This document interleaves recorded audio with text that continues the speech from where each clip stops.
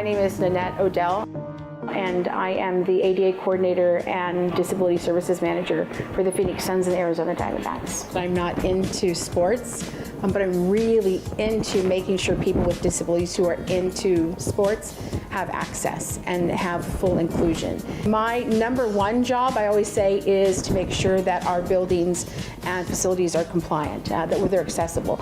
And that's everything from the parking lots to the entryways to the bathrooms. We are currently in one of our many amazing suites. There was a very large glass door right here.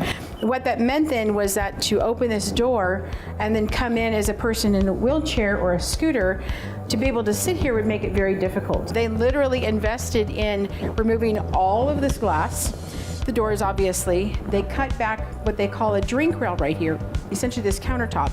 We want to make sure that a person who's in a mobility device is going to be able to come right up and sit shoulder to shoulder with their companions. If you can look in here, you'll see it's a fairly narrow bathroom. We're not going to do a whole lot to change that. But what's interesting is there used to be a sink right here. Now that may, of course, would make it very difficult for a person to transfer from their wheelchair to the toilet. I kind of literally was just drawing out on a napkin one day and said, you know what, we don't need all that space in the suite. We then pushed back and created a new sink by pushing back through into the suite itself. So what we did was we actually bumped the wall in just a little bit so that we had that additional space. And I assure you the bathroom looks far better now than it did before. Most importantly is it is accessible, and that's the highest priority. Here at the arena, we made modifications about 7 years ago where we took some of the accessible seating areas and we took some seating that was directly behind them.